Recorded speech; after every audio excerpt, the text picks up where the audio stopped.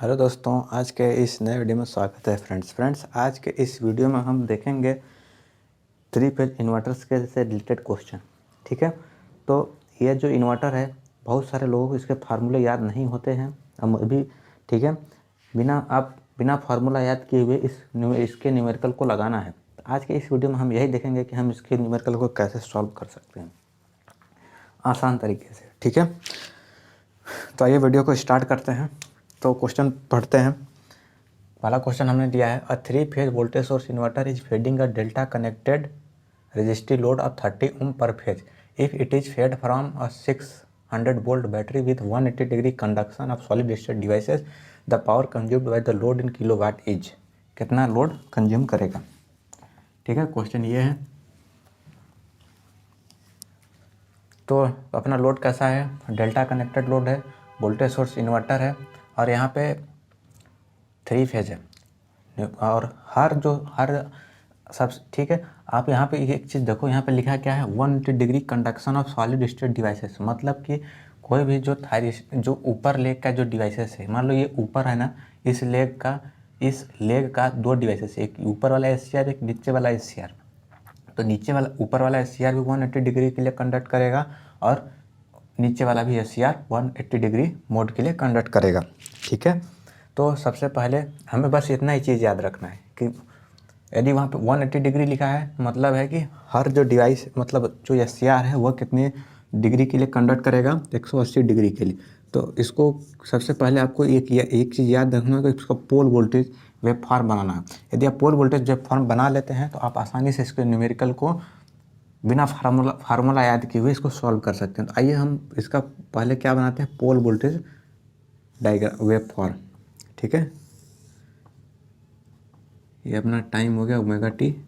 यहाँ पे 2 फेज मान लेते हैं कोई भी, ये R, ये Y और ये B। तो हम क्या सबसे पहले हम मान लेते हैं, हम R का पोल वोल्टेज बनाएंगे। ठीक है, R जो टाइम इंटरवल हमने यहाँ पे डिवाइड किया है वो 60 डिग्री का डिवाइड किया। ठीक है,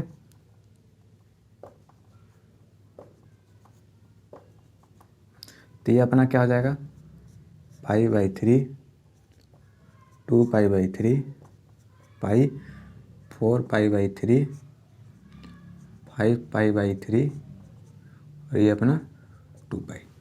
ठीक है, तो हम देखे थे कि जो देखो एक बार 180 डिग्री के लिए ऊपर वाला जो SCR है वह कंडक्ट करेगा, फिर 180 डिग्री के लिए, फिर नेक्स्ट 180 डिग्री के लिए नीचे वाला SCR कंडक्ट करेगा। जब नीचे वाला SCR कंडक्ट करेगा तो अपना वोल्टेज क्या हो जाएगा, वोल्टेज निगेटिव हो जाएगा। ठीक, उसी तरह से अब वाई फेज के लिए भी हमें बनाना है। तो जब वाई वाला जो लेग है उसमें भी, और एक चीज़ और देखो कि हमने देखा था कि पोल वोल्टेज हर एक दूसरे से 120 डिग्री का लैग करता है या लीड करता है, आप इसे ऐसे समझ सकते हो। तो जो अपना वाई वाला पोल वोल्टेज है ना, वो यहाँ से स्टार्ट होगा 120 डिग्री आगे से। ठीक है, कितना चलेगा, 180 डिग्री, फिर यहाँ से ये फिर 180 डिग्री निगेटिव चलेगा।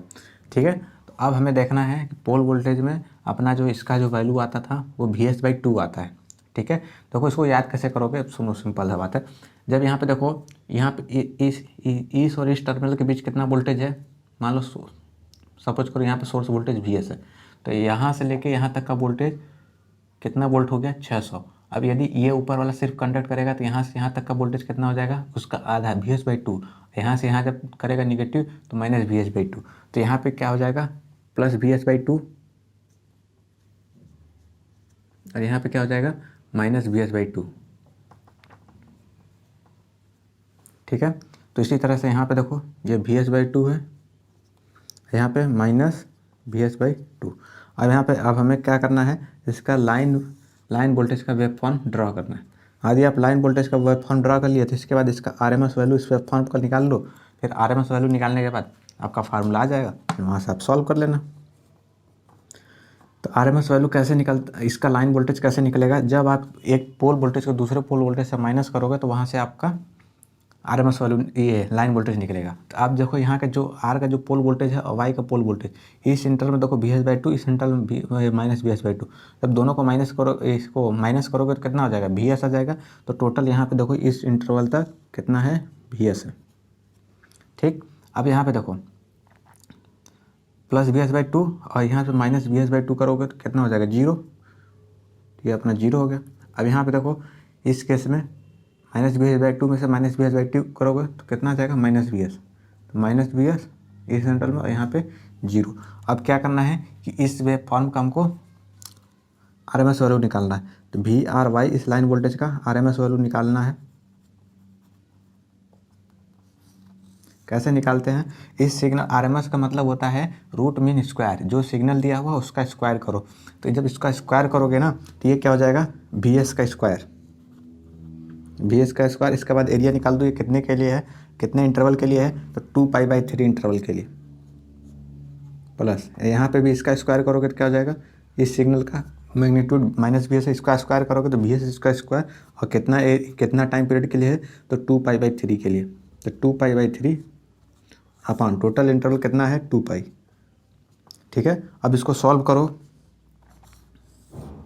जब इसको सॉल्व करोगे तो यहाँ से देखो 2π से 2π सब कट जाएगा और यहाँ पे आपका आ जाएगा VS/2 है ना। तो यहाँ पे देखो इसको ऐसे लिख सकते हो, 2 इंटू 2π/3 इंटू 2π और VS का स्क्वायर।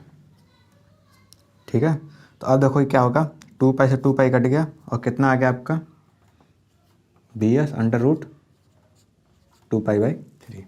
ठीक है, तो ये आपका लाइन वोल्टेज का RMS वैल्यू निकल कर आ गया। अब देखो हमें पता है कि आपका यहाँ पे देखो ये पता चल गया ना, लाइन वोल्टेज RMS वैल्यू आपका निकल गया। अब देखो हमें पता है कि डेल्टा कनेक्शन जो होता है, डेल्टा में लाइन वोल्टेज और फेज वोल्टेज क्या होता है, इक्वल होता है, VL=V फेज। ठीक है, तो हर इसके हर ब्रांच में आप ऐसा समझ लो कि इसका ये वाला जो ब्रांच है, ठीक है, मान लो ये वाला ब्रांच है, तो इसमें इसके क्रॉस कितना वोल्टेज होगा, जो लाइन वोल्टेज होगा वही फेज वोल्टेज। तो अपना लाइन वोल्टेज क्या है, लाइन वोल्टेज ये है VS√2/3। तो यही इसका यहाँ पे भी वोल्टेज होगा, यही इसका यहाँ पे भी इस ब्रांच में भी वोल्टेज होगा, यही इसका इस ब्रांच में भी वोल्टेज होगा। ठीक है, तो हमें इसको क्या लिख सकते हैं, यही अपना फेज वोल्टेज हो जाएगा डेल्टा के केस में। ठीक है, यदि स्टार के केस में होता ना हमें कन्वर्ट करना पड़ जाता। तो इसको हम यहाँ पे लिखते हैं, तो यही हमारा VS√2/3 यही अपना फेज वोल्टेज हो जाएगा। तो पावर क्या होता है, पावर इक्वल यदि एक ब्रांच का फेज वोल्टेज ये है तो तीनों एक ब्रांच का फेज वोल्टेज पता चल गया। अब उसका एक ब्रांच का पावर निकाल के उसको 3 से मल्टीप्लाई कर दो, तो 3 इंटू, ठीक है, तो मैं यहाँ पे इसका फेज वोल्टेज अभी निकाल देता हूँ। तो यहाँ पे देखो फेज वोल्टेज यहाँ पे दिया है, टर्मिनल का वोल्टेज कितना, सोर्स वोल्टेज 600 इंटू √2/3। ठीक है, ये दिया हुआ है। अब इसको सॉल्व करोगे तो कितना आएगा, 489.89 वोल्ट। कितना आएगा, 489.89 वोल्ट। ठीक है, तो अब इसका पावर इक्वल टू क्या आता है, V²/R। ठीक है, तो 3 इंटू 489.89 का स्क्वायर अपॉन 30। इसको जब सॉल्व करोगे तो सॉल्व करके बताओ, तो जब सॉल्व करोगे तो आएगा अपना 24,000 वाट या फिर 24 किलो वाट। ठीक है, तो कितना आएगा, 24,000 वाट। इसको क्या लिख सकते हो, 24 किलो वाट। ठीक है, तो इस तरह से हमने देखो फार्मूला याद नहीं था, हमने क्या किया, हमें पोल वोल्टेज सिर्फ ड्रा करना याद था। तो हमें यदि आपको पोल वोल्टेज यदि ड्रा करना सिर्फ याद है ना, तो आप इस तरह से इसके न्यूमेरिकल को सॉल्व कर सकते हो। यहीं पे आपका 180 डिग्री की जगह दे देता 120 डिग्री, और स्टार ये डेल्टा कनेक्टेड लोड की जगह दे देता स्टार कनेक्टेड लोड। तो उस केस में भी हमें क्या करना पड़ता, हमें पोल वोल्टेज ड्रा करके फिर उसका लाइन वोल्टेज का वेवफॉर्म ड्रा करते, फिर वहाँ से उसका RMS वैल्यू निकालते, फिर इस तरह से हम इसको न्यूमेरिकल को सॉल्व करते। ठीक है, तो सबसे बेसिक स्टेप ये है कि आपको पोल वोल्टेज यदि याद है तो आप क्वेश्चन को सॉल्व कर लो। ठीक है, तो एक दूसरा क्वेश्चन देखते हैं। ठीक है, तो ये हमने अपना दूसरा क्वेश्चन लिया है। क्वेश्चन को पढ़ते हैं। क्वेश्चन है 3 phase voltage source inverter is supplied from a 600 volt DC source for star connected resistive load of 20 ओम पर phase. The load power for 120 degree device conduction in kilowatt each. ठीक है, तो यहाँ पे देखो मैंने पहले बताया था, यहाँ पे देखो सिर्फ क्या क्या है, वोल्टेज सेम है, यहाँ पे लोड की वैल्यू चेंज कर दिया है, 20 ओम कर दिया है, और 120 डिग्री डिवाइस का कंडक्शन है। मतलब हर लेग का जो ऊपर वाला थारिस्टर है वो भी 120 डिग्री के लिए चालू होगा, और नीचे वाला भी थारिस्टर भी 120 डिग्री के लिए। तो सबसे पहले आपको इसमें करना क्या है कि आपको पोल वोल्टेज ड्रा करना है। ठीक है, पोल वोल्टेज ड्रा करने के बाद क्या करते हैं, इसकी लाइन वोल्टेज निकालते हैं। लाइन वोल्टेज निकाल लिया तो आपका लाइन वोल्टेज के बाद क्या करना है, आरएमएस वैल्यू कैलकुलेट करना है। ठीक है,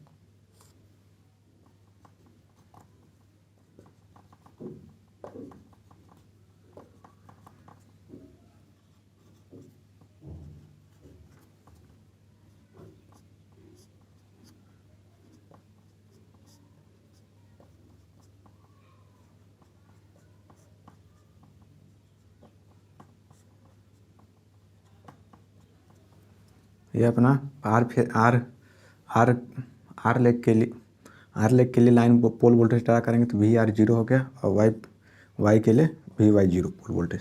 ठीक है, तो क्या लिखा है 120 डिग्री के लिए, तो ऊपर वाला जब थारिस्टर 120 डिग्री के लिए ऑपरेट करेगा तो ये अपना 120 डिग्री, फिर इसके बाद यहाँ पे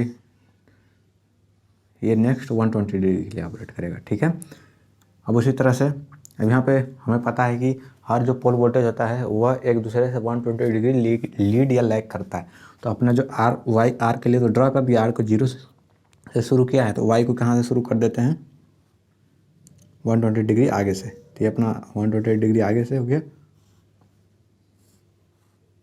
ठीक है, तो ये अपना पोल वोल्टेज हो गया। अब इसके बाद इसका मैग्नीट्यूड, यहाँ पे देखो इसका जो वोल्टेज है ना, अब उसे वही बताया था, वही सही। यहाँ इस पॉइंट और इस पॉइंट के बीच टोटल यहाँ पर वोल्टेज कितना है, 600 वोल्ट। इसका जब ये वाला स्विच ऑपरेट करेगा तो यहाँ से यहाँ तक का इस पॉइंट का वोल्टेज कितना हो जाएगा, VS/2, और जब ये स्विच ऑपरेट करेगा नीचे वाला तो -VS/2। तो यहाँ देखो ऊपर वोल्टेज है ना, तो ऊपर हो जाएगा तो +VS/2, इस केस में -VS/2, यहाँ पे +VS/2। ठीक है, यहाँ पे -VS/2, -VS/2। अब इसके बाद क्या करना है, हमें लाइन वोल्टेज का वेव फॉर्म ड्रॉ करना है। लाइन वोल्टेज का ड्रॉ कर लिए, फिर उसके बाद आपको आरएमएस वैल्यू निकाल दो, वहाँ से फेज वोल्टेज निकल जाएगा आसानी से। तो इसका यही ट्रिक है। देखो फार्मूला याद रखोगे तो फिर थोड़ा सा तो दिक्कत है ही, तो आपको ये याद रखोगे कैसे फार्मूला को डिराइव करना है, सिर्फ आप इतना याद रखो। अब यहाँ पे देखो क्या करना है कि +VS/2 में से -VS/2 माइनस करोगे तो कितना आ जाएगा, VS आ जाएगा। यहाँ पे देखो +VS/2 में से जीरो माइनस करोगे तो कितना आ जाएगा, VS/2 +VS/2।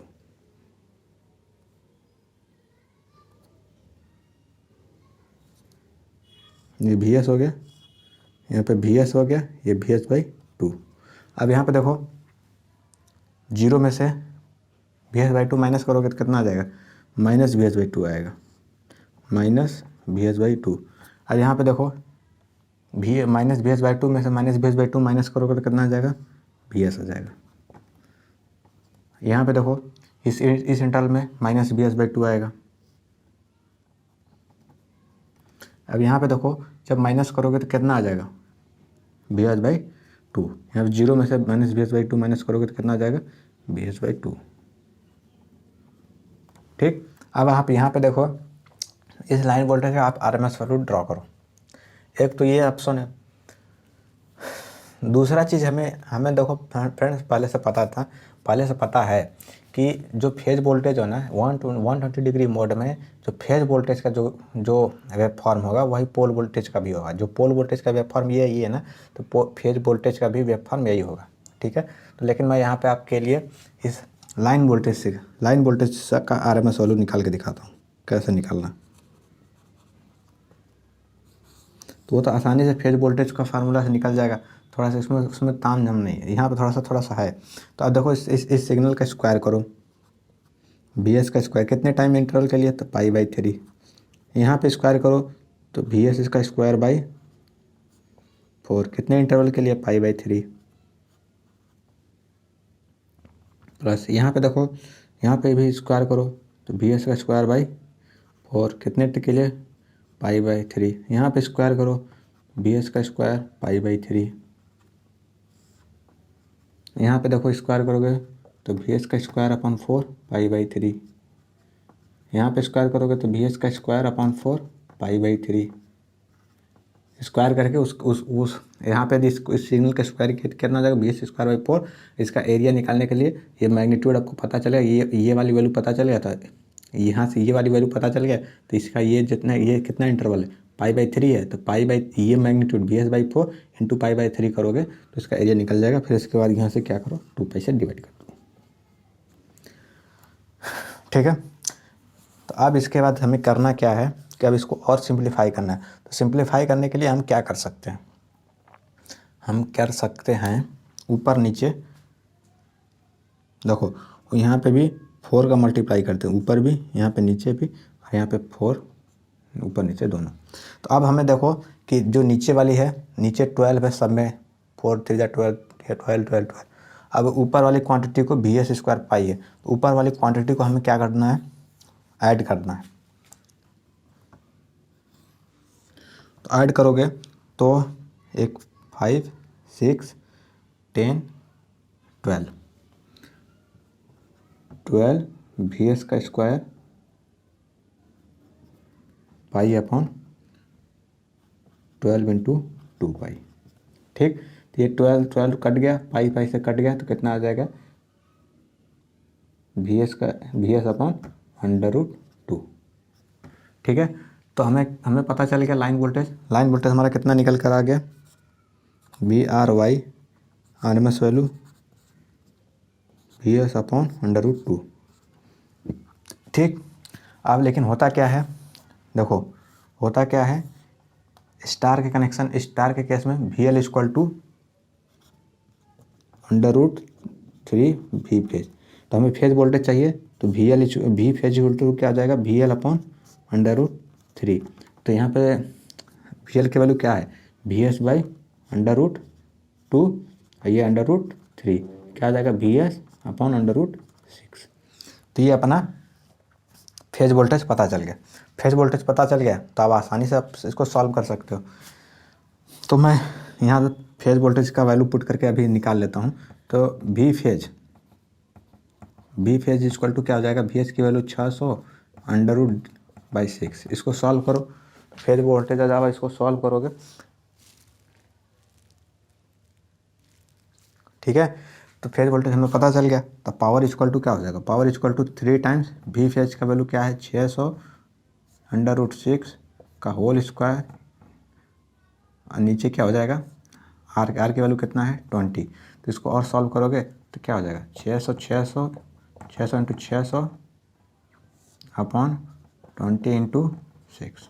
ठीक है, तो ये कितना आ गया, 105 कितना आ गया, सॉल्व करके बताओ फ्रेंड्स। 9 किलोवाट कितना आया, 9 किलोवाट। ठीक है, तो 9 किलोवाट पावर कंज्यूम करेगा। तो ठीक है, यही इसका देखो ट्रिक है, आपको पोल वोल्टेज ड्रा करना आना चाहिए। पोल वोल्टेज ड्रा करने के बाद आरएमएस वैल्यू भी निकालना आना चाहिए आपको। ये सीख लो, ट्रेंगुलर वेव का आरएमएस वैल्यू कैसे निकालते हैं, स्क्वायर वेव है तो कैसे निकालना है, रेक्टेंगुलर वेव है तो उसका आरएमएस वैल्यू कैसे निकालना है। तो आसान है इसका स्क्वायर और ट्रेंगल का, ये रेक्टेंगुलर का भी निकालना आसान है और ट्रेंगल का भी निकालना आसान है, यदि आपको ट्रिक पता है। नहीं तो उसमें थोड़ा दिक्कत तो है, लेकिन यदि आप एक बार निकालना सीख गए हो ना तो उसमें कोई फिर प्रॉब्लम नहीं आएगा आपको। ठीक है, तो इसका आंसर आ गया अपना 9 किलोवाट। अब इसके बाद फ्रेंड्स इसी तरह से बहुत सारे क्वेश्चन आते हैं। ठीक है,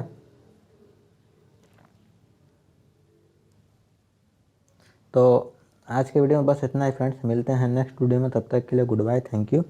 और यदि हमारे चैनल बना हो तो लाइक सब्सक्राइब शेयर कमेंट्स कर दो। Okay bye.